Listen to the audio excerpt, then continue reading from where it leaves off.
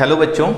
तो आज हम लोग शुरू करने वाले हैं एक नया चैप्टर जिसका नाम है सॉलिड स्टेट। और इसकी शुरुआत हम एक बड़े ही कंफ्यूज करने वाले वर्ड से सुनेंगे। इस चैप्टर में आपको एग्जाम्पल जब सॉलिड का दिया जाएगा तो बड़ा अजीब लगेगा। जैसे वहां सॉलिड का एग्जाम्पल दिया जाएगा H2, O2, हीलियम, HCl। तो कह दो ये सब तो गैस हमने पढ़ा था बचपन में, है ना। हमने आज तक यही सुना है कि हाइड्रोजन गैस है, O2 मतलब हाइड्रोजन, ऑक्सीजन, हीलियम, ठीक है, जो हाइड्रोजन क्लोराइड, ये सब क्या है, कह दो ये सब तो गैस हैं। तो फिर ये सॉलिड कैसे हो गए, है ना। ये अगर गैस हैं तो कैसे ये सॉलिड हो गए। सॉलिड में इसका एग्जाम्पल क्यों दिया जा रहा है, ठीक है। तो आइए इस बात को थोड़ा सा हम समझते हैं। तो आज हम सॉलिड स्टेट चैप्टर शुरू कर रहे हैं और सॉलिड के बारे में आपको पहले जो छोटी क्लासेस थी उसमें आपको सॉलिड लिक्विड गैस के बारे में बताया गया था। हाँ, इसके अलावा देखो गैसियस स्टेट आप क्लास 11th में पढ़ चुके हो। इसी में आपने लिक्विड भी पढ़ा था। तो आप क्या क्या पढ़ चुके हो, आपने गैसियस स्टेट क्लास 11th में कंप्लीट कर लिया है। उसी में आपने लिक्विड स्टेट भी पढ़ लिया है, ठीक है। हालांकि लिक्विड स्टेट आप देखेंगे कि बहुत ज़्यादा नहीं होगा, थोड़ी थोड़ी बातें बताकर, लेमिनार फोर्स और इस तरह की बातें बताकर उसे ख़त्म कर दिया गया है। इसको आप फिजिक्स में ज़्यादा डिटेल में पढ़ते हो। आपने गैसियस स्टेट पढ़ा, ठीक। और आज हम सॉलिड स्टेट शुरू करने जा रहे हैं। तो बेटा सॉलिड स्टेट थोड़ा सा डार्क लिख दें, डार्क में लिख दें सॉलिड स्टेट। तो सबसे पहले सॉलिड क्या होता है ये सब तो आप बहुत अच्छे से जान रहे हैं कि सॉलिड वो होता है जो भाई अगर हम फिजिकली बताएं, अपने मतलब सेंस ऑर्गन के बेस पे सॉलिड को डिफाइन करें तो हम क्या कहेंगे, सॉलिड वो होता है जिसका जो है डिफिनिट शेप होता है। और जिसका डिफिनिट शेप होगा तो उसमें मास और वॉल्यूम भी डिफिनिट हो जाएगा। तो सॉलिड का डिफिनेशन में कहीं कोई डाउट नहीं है, ये आप बचपन में पढ़ लिए। तो हम क्या करेंगे, यहां पर सॉलिड लिक्विड गैस को कंपेयर कर देते हैं जिससे कि आपको इकट्ठे जल्दी से सब क्लियर हो जाए। तो पहले हम लिखते हैं सॉलिड, फिर लिखते हैं लिक्विड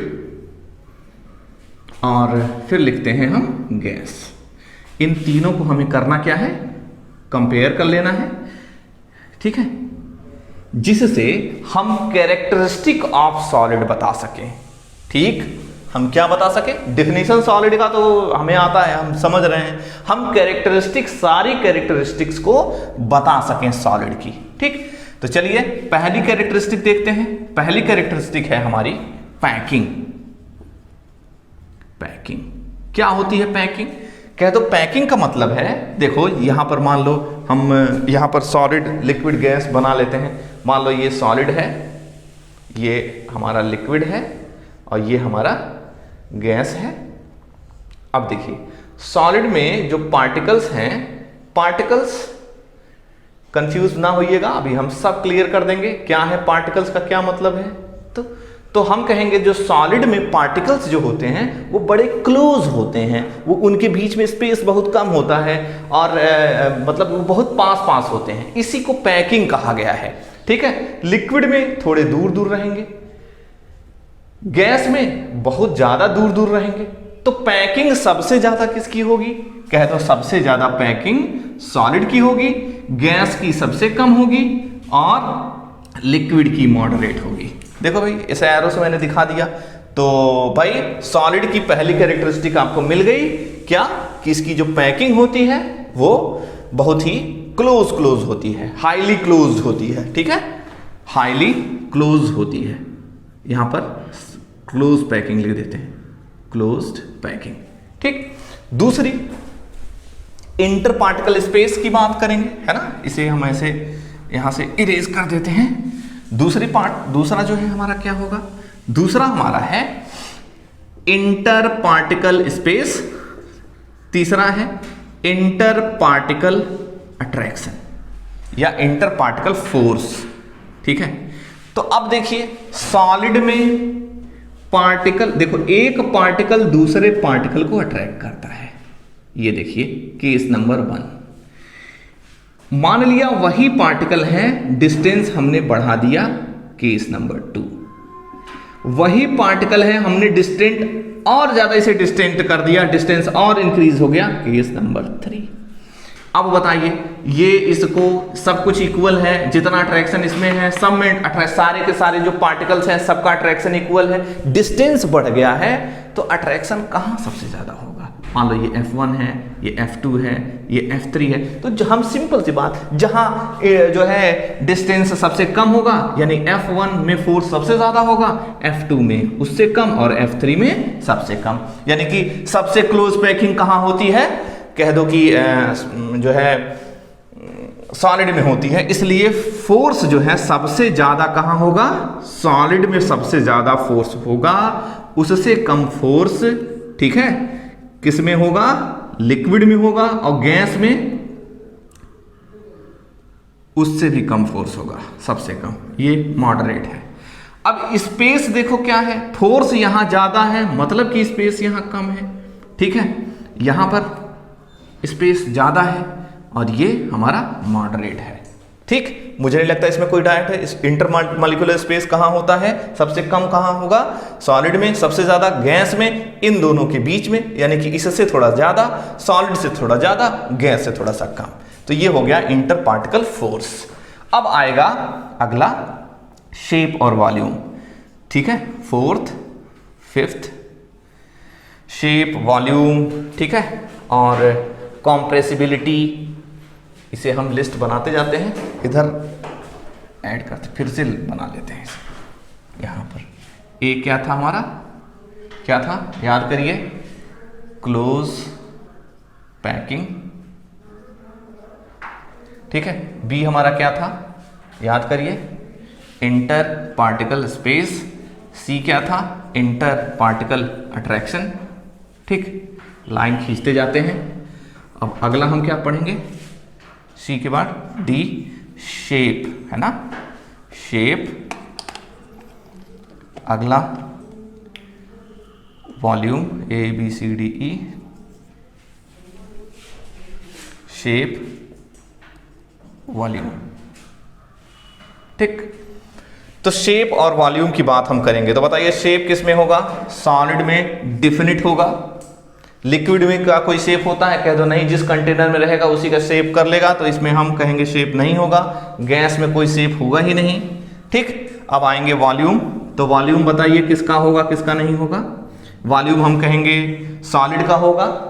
लिक्विड का भी वॉल्यूम हम जो है कैलकुलेट मतलब मेजर कर सकते हैं, ठीक।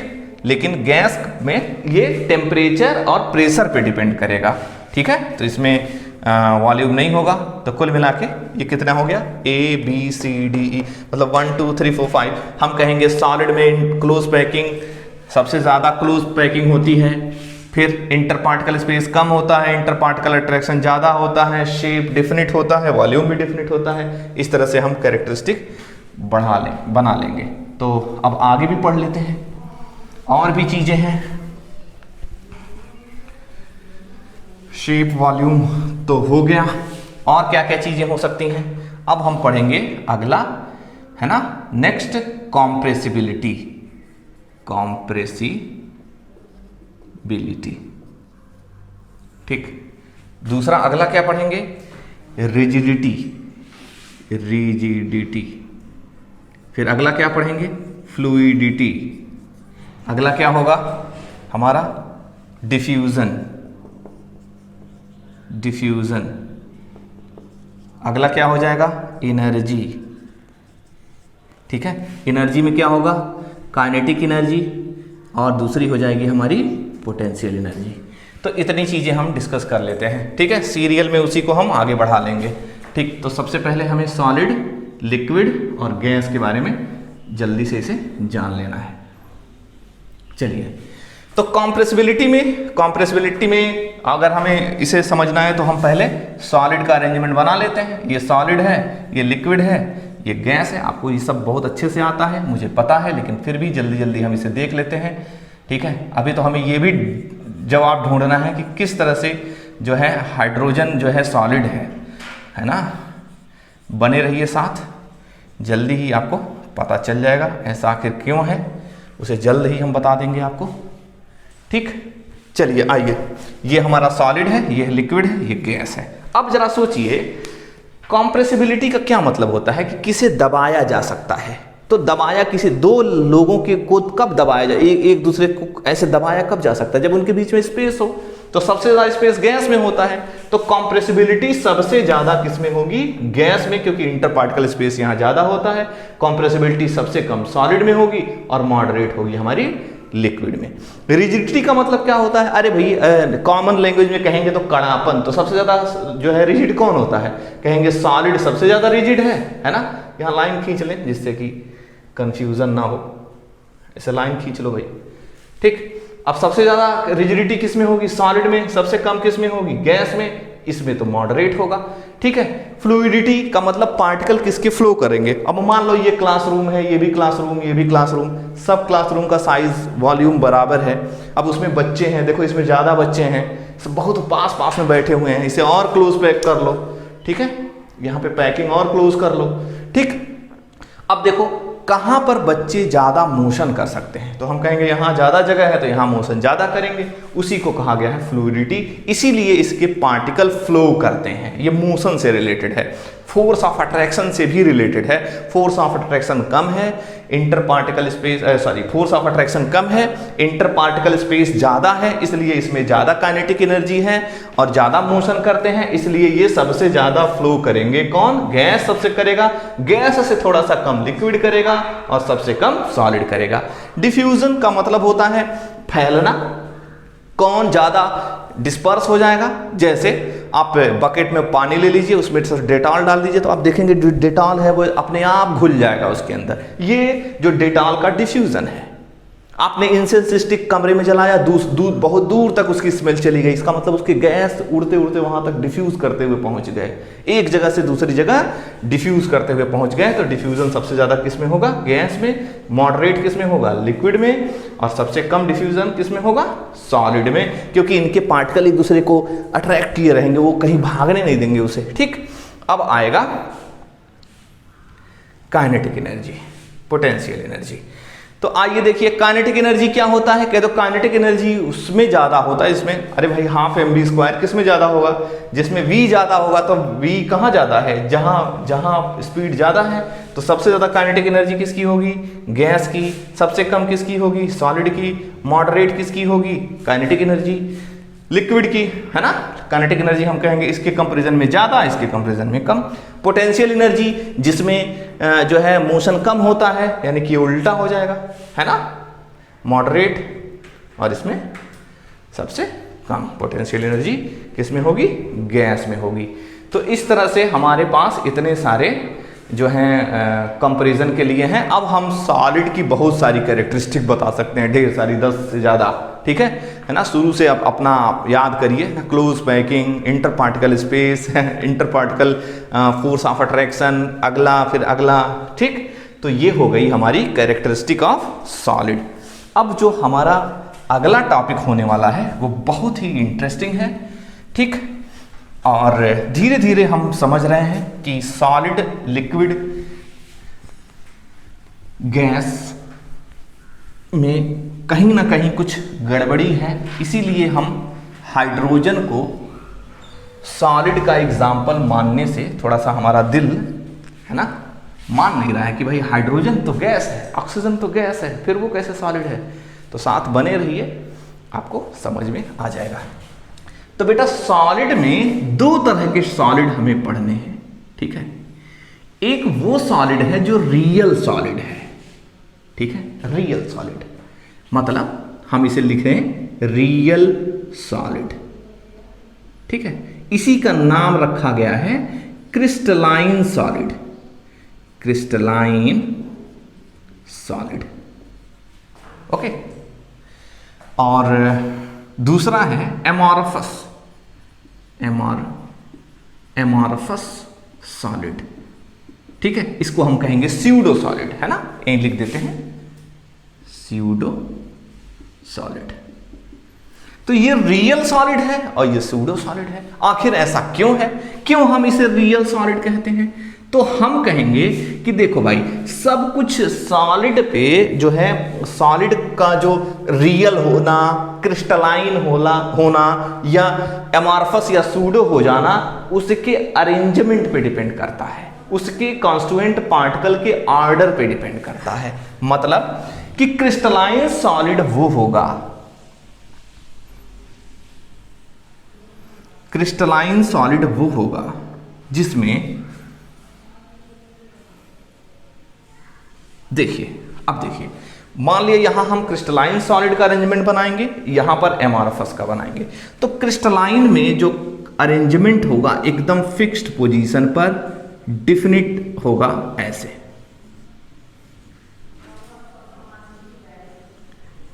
अब देखिए, इसमें बहुत सारी खास बातें हैं। अब देखिए, इसमें अगर हम सॉलिड बनाएंगे, सुनो जी, ये सॉलिड है, ठीक है, इसे हम रियल सॉलिड क्यों कहेंगे उसे हम समझेंगे, बस आप पहले देखिए, आप सोचिए इसमें क्या अंतर है, एमॉर्फस में क्या है, देखिए,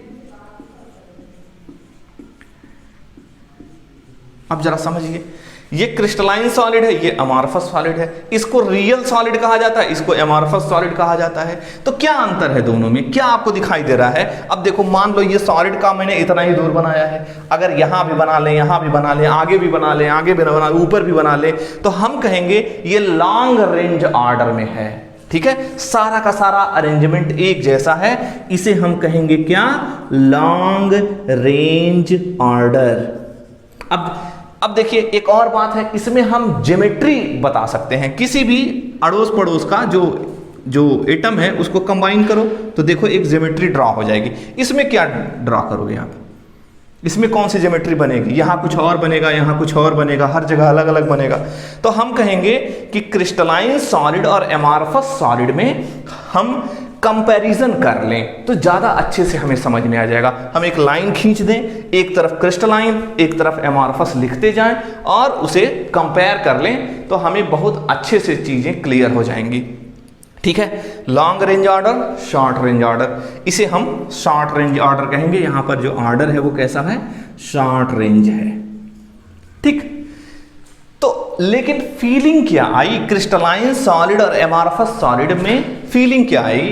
तो हम कहेंगे क्रिस्टलाइन सॉलिड में अगर हम इन सॉलिड को एक दूसरे से कोलाइड करेंगे, टकराएंगे, तो यहां पर एक मेटेलिक साउंड, सॉलिड की साउंड आएगी। जैसे देखो, क्रिस्टलाइन सॉलिड का एग्जांपल अगर हम लें तो क्या होगा, आइस होगा, ठीक, आइस होगा। इसके अलावा आयरन भी ले सकते हैं, कॉपर भी ले सकते हैं। अब जरा कंपेयर करिए, कॉपर ले सकते हैं, इसके अलावा डायमंड ले सकते हैं, ठीक, क्वार्ट्ज ले सकते हैं, बहुत सारे एग्जाम्पल हैं। जरा इनको कोलाइड करके जरा देखो तो कैसा लग रहा है आपको, क्या उनकी साउंड आप फील कर पा रहे हो? अब देखिए, एमॉर्फस सॉलिड में क्या आएगा, प्लास्टिक आएगा, रबड़ आएगा, वुड आएगा, ठीक है। तो ये सारे जो हैं उन्हें जरा कोलाइड करो तो देखो क्या आएगा, कैसा महसूस हो रहा है। तो ये क्रिस्टलाइन सॉलिड है, ये एमॉर्फस सॉलिड है। तो आइए जरा इसका हम कंपैरिजन देखते हैं, ठीक है। तो अगला हमारा हेडिंग है comparison of crystalline and amorphous solid. बच्चों, तो हम लोग पढ़ेंगे डिस्टिंक्शन, तो हम पढ़ेंगे distinction between crystalline and amorphous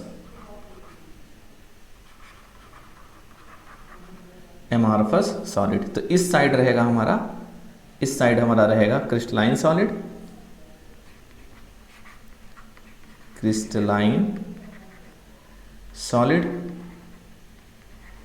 और दूसरी तरफ रहेगा एमॉर्फस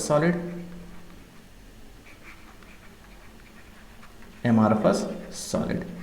तो कुछ चीज़ें हम लोगों ने देख ली थी, है ना, उसे हम फिर से रिकॉल कर लेते हैं एक बार जल्दी से, है ना। सपोज करो यहाँ नीचे है, हम एक सॉलिड बनाते हैं। मान लो ये हमारा इस तरह से एक सॉलिड है ना, जिसके कॉन्स्टिट्यूएंट पार्टिकल इस तरह से अरेंज है, इनके बीच में स्पेस वगैरह बहुत कम है और ये रेगुलर पैटर्न पे ऐसे ऐसे एग्जैक्ट बराबर पार्टिकल तो बन नहीं पाएंगे, लेकिन फिर भी कोशिश की जा रही है। आपको मान लेना है कि ये सब बराबर हैं, इक्वल हैं, ठीक। अब देखिए इसमें ये था हमारा लॉन्ग रेंज ऑर्डर जिसे हमने कहा था। मतलब मेरे कहने का ये है कि यहाँ पर हम चाहें तो नीचे ये सर्कल नीचे की तरफ बढ़ा सकते हैं, हम चाहें तो इधर भी बढ़ा सकते हैं, हम चाहें तो इसे जो है ऊपर भी बढ़ा सकते हैं। ठीक, तो जो ऑर्डर यहाँ आपको दिख रहा है, ये जो ऑर्डर आपको यहाँ दिख रहा है, अगर हम इसे देखें, ये जैसे जैसे ऑर्डर है, ये सब ऑर्डर आगे ऊपर भी यही ऑर्डर होगा, आगे ऊपर भी होगा वही ऑर्डर सेम। लेकिन यहाँ पर इसीलिए हमने इसे कहा था क्या कहा था बेटा? Long range order, long range order. ठीक है, और यहाँ पर क्या था? कॉन्स्टिट्यूएंट पार्टिकल कहीं भी जो है इर्रेगुलर शेप में ऐसे ऐसे है ना। हालांकि इसमें सॉलिड की सारी प्रॉपर्टीज होंगी, मतलब कि सारी का मतलब इंटर पार्टिकल स्पेस बहुत कम रहेगा, फोर्स ऑफ अट्रैक्शन बहुत ज़्यादा रहेगा, लेकिन यहाँ कोई रेगुलर अरेंजमेंट नहीं है।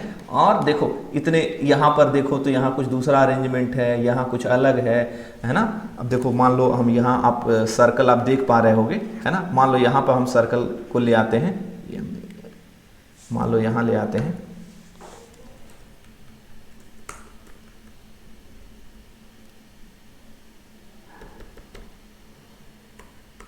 हाँ अब यहाँ पर अरेंजमेंट कुछ और है।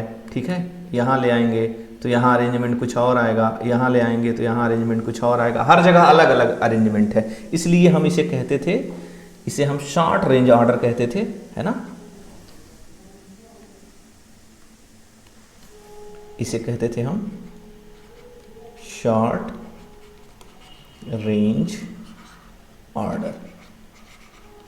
ठीक, चलिए आइए अब ऊपर हमको पहला जो है मिल गया, तो इसे हम कहते थे long range order, long range order, और इसे हम कहेंगे शॉर्ट रेंज ऑर्डर। दूसरा है हमारा यहाँ, दूसरा देखिए, दूसरा हम देखेंगे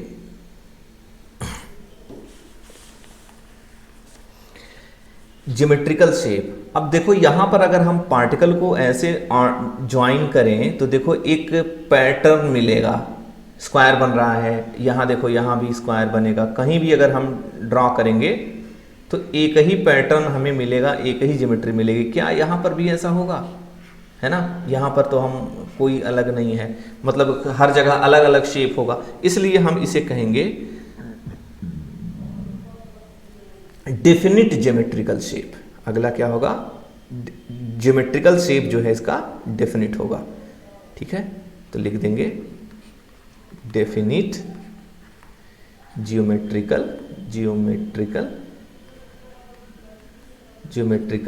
शेप। और यहां पर इनडिफिनिट ज्योमेट्रिकल शेप होगा, है ना, इनडिफिनिट आप कर लेंगे। चलिए अगला लिखेंगे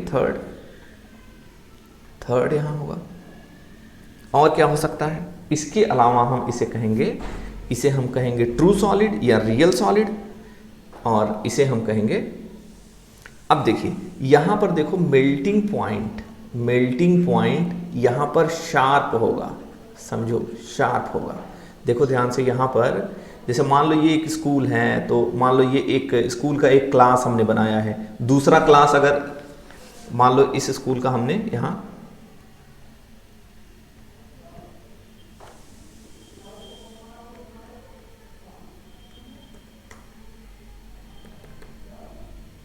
मान लो ये स्कूल का एक क्लास बनाया, अब इसी के बगल में हम एक और क्लास बना लें, इसके बगल में और क्लास बना लें, तो मान लो ये एक स्टैंडर्ड स्कूल है, तो जितने क्लास का ऑर्डर यहाँ होगा, जैसे मान लो ये क्लास 1 है, जैसे मान लो ये हमने एक क्लास बनाया है, मान लो ये क्लास 12th A है, अब मान लो 12th B है। अब ये स्कूल ऐसा है, ये जो ऊपर अरेंजमेंट आपको दिख रहा है, ये जो अरेंजमेंट है वो ऐसा है कि जैसे क्लास A में जितने बच्चे हैं उतने ही B में हैं, उतने ही C में हैं। मान लिया 12th में 4 सेक्शन है, A B C D, ठीक है, उसी तरह से 11th में भी हैं, उसी तरह से 10th में भी हैं, 9th में भी है, हर क्लास में 4-4 सेक्शन हैं, हर क्लास में मान लिया 60 बच्चे हैं।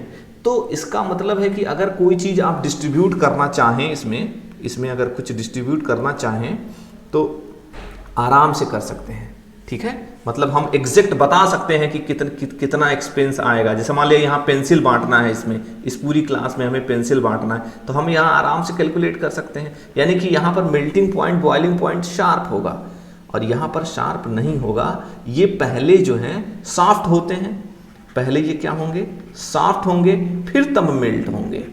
ठीक है, अब देखिए इसका मेल्ट होना, पिघलना है ना, और इसके पिघलने में अंतर है। ठीक है, याद करिए अगर हम प्लास्टिक वगैरह गर्म करते हैं तो यहाँ पर देखिए ये प्लास्टिक वगैरह इसका एग्जाम्पल है। तो यहाँ पर प्लास्टिक वगैरह हम गर्म करते हैं तो पहले वो नरम होता है, सॉफ्ट होता है, फिर वो पिघलता है। और इसका बॉइलिंग और जो मेल्टिंग और बॉइलिंग पॉइंट होता है वो शार्प नहीं होता है, इसका एग्जैक्ट मेल्टिंग पॉइंट और बॉइलिंग पॉइंट होता है। जैसे आइस का एग्जाम्पल अगर लिया जाएगा तो आइस का एग्जाम्पल अगर हम लेते हैं, हम आइस सॉलिड है तो ये एक फिक्स टेम्परेचर पर ही मेल्ट होगा। ठीक है, एक फिक्स टेम्परेचर पर मेल्ट होना शुरू हो जाएगा, ही का मतलब उसी पे हो जाएगा। और आपको पता है आइस का मेल्टिंग पॉइंट कितना है। ठीक है, अब चौथा आएगा नेक्स्ट। ठीक है, इनका जो हीट ऑफ फ्यूजन होता है, हीट ऑफ फ्यूजन, ये भी डेफिनिट होता है। ठीक है, यहां पर हीट ऑफ फ्यूजन जो होगा ये डेफिनेट नहीं होगा। तो ये है हमारी कैरेक्टरिस्टिक। हाँ भाई, ये फोर्थ ही है। तो कुछ कैरेक्टरिस्टिक हैं, जैसे पहला क्या है, long range order, short range order, definite geometry है ना। हाँ, और मेल्टिंग पॉइंट शार्प है, इसका सॉफ्ट नहीं, पहले सॉफ्ट होगा फिर ये होगा। फिर हीट ऑफ फ्यूजन इसका डेफिनिट है, इसका इनडेफिनिट है।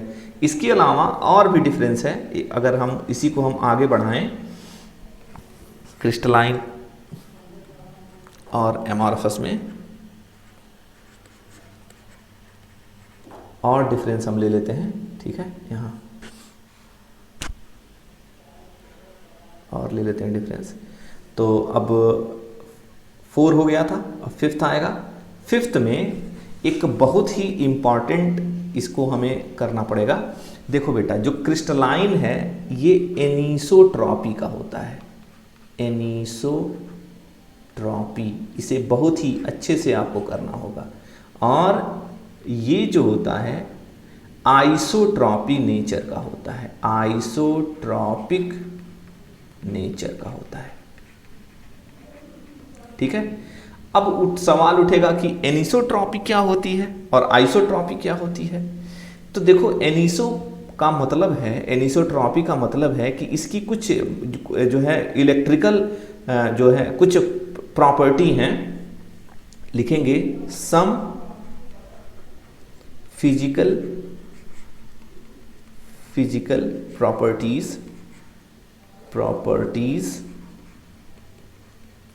some physical properties like electrical resistance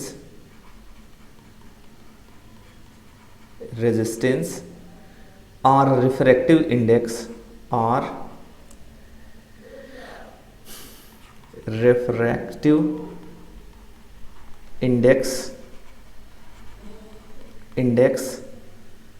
refractive index show different value so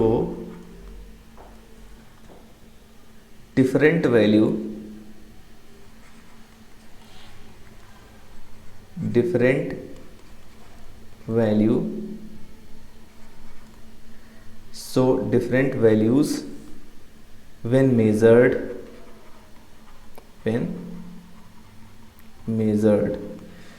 आपको समझ में आ रही है बात।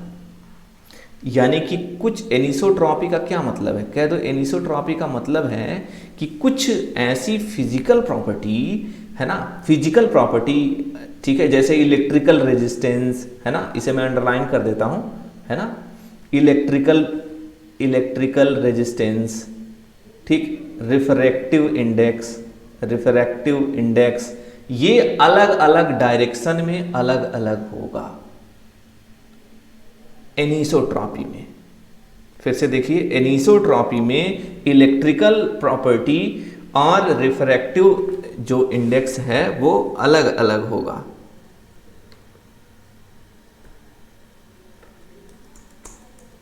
अलग अलग होगा।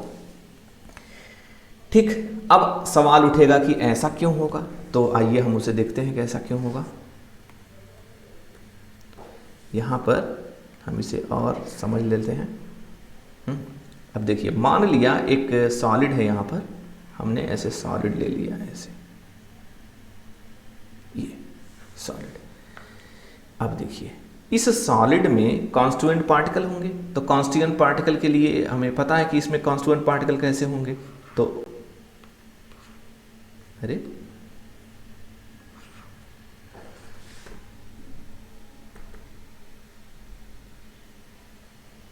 अब कॉन्स्टिट्यूएंट पार्टिकल हैं इसमें ऐसे ऐसे एकदम ऑर्डर्ड फॉर्म में, ठीक है, एकदम ऑर्डर्ड फॉर्म में, ऑर्डर्ड फॉर्म में।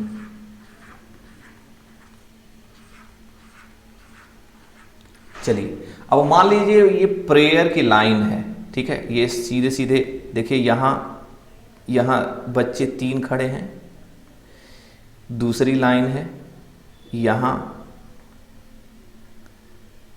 तीसरी लाइन है, यहाँ इसको बहुत समझना होगा, ये सीध में है। अब मान लिया हमसे उतना सीधा नहीं बन पाया है। अब हम क्या करते हैं, मान लिया आप इस पोजीशन पे हैं, आप जहाँ एरो बना है इस पोजीशन पे हैं, और आप यहाँ से ऐसे देख रहे हैं, ऐसे आप यहाँ से देख रहे हैं।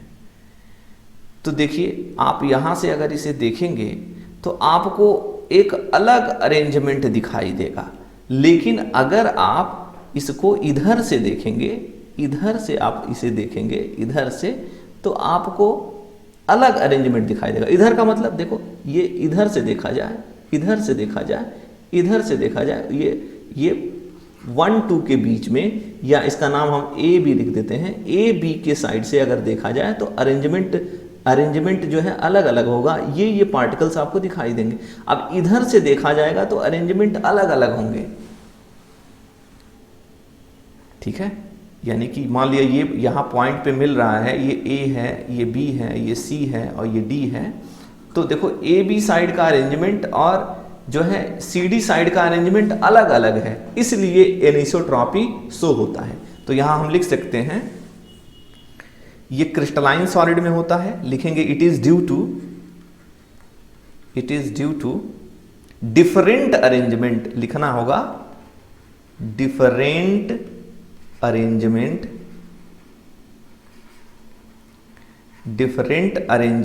Of particle different arrangement of particle along different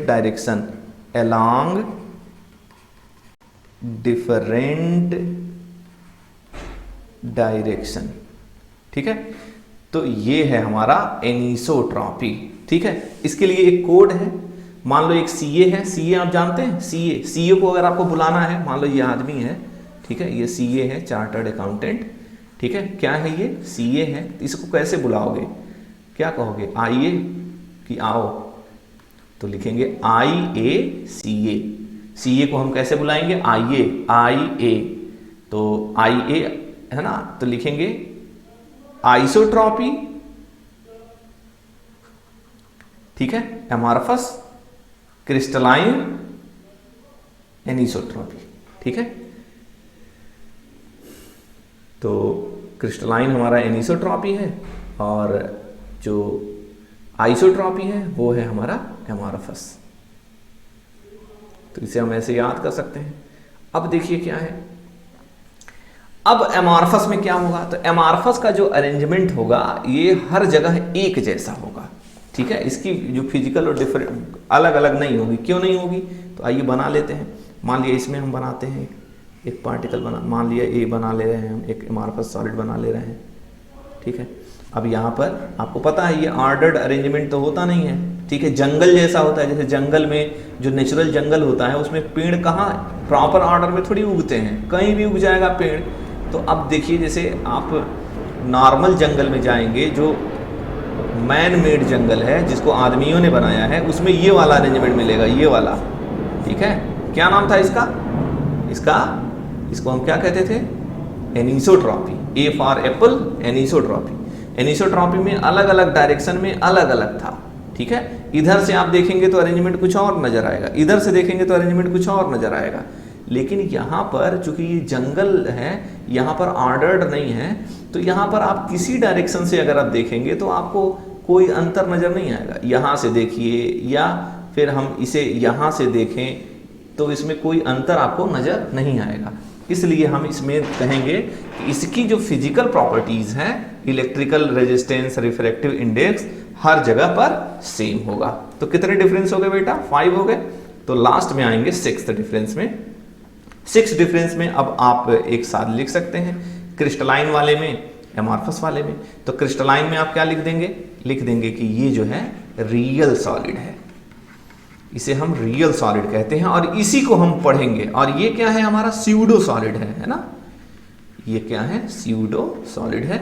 इसे शायद पहले भी बता दिए हैं, कोई बात नहीं। इसे स्यूडो सॉलिड हमें नहीं पढ़ना है, रियल सॉलिड हमें पढ़ना है। रियल सॉलिड का एग्जांपल क्या क्या हो जाएगा? रियल का एग्जांपल कॉपर, सिल्वर, है ना, गोल्ड, ठीक। इसके अलावा आयरन, इसके अलावा कुछ और एग्जांपल है ना, जैसे H2O सॉलिड स्टेट में, हाइड्रोजन, ठीक है, ऑक्सीजन, ठीक है, HCl, ये सब तो कह दो गैस है। क्यों हम इसको एग्जांपल में पढ़ रहे हैं? अरे भाई गैस है, अगर मान लो ये गैस है, मान लो ये गैस है, कोई बात नहीं, गैस है, तो हम क्या करेंगे? इसका टेम्परेचर कम कर देंगे तो इंटरमॉलिक्यूलर स्पेस कम होता जाएगा, तब तो ये सॉलिड बन जाएगा। तो हम कहेंगे कि कोई भी चीज सॉलिड, लिक्विड या गैस नहीं होती है, ठीक है, ये टेम्परेचर डिपेंडेंट है। और हम चाहें तो किसी भी गैस को सॉलिड में बदल सकते हैं। इसलिए हीलियम, नियॉन, आर्गन, जितने भी गैसेस हैं सबको हम एज ए सॉलिड मानेंगे, ठीक है। हम मान कर चलेंगे कि हमने टेम्परेचर कम कर लिया है और वो सॉलिड में कन्वर्ट हो चुका है, तो हम उसे सॉलिड ही मानेंगे यहां पर, ठीक है। तो आई थिंक आपको समझ में आ गया कि हाइड्रोजन गैस वैस इसमें एग्जांपल क्या, क्यों ऐसा लिया गया है। तो हमारे पास कितने हो गए? लॉन्ग, अब डिफरेंस हम लोग देख लेते हैं भाई, है ना।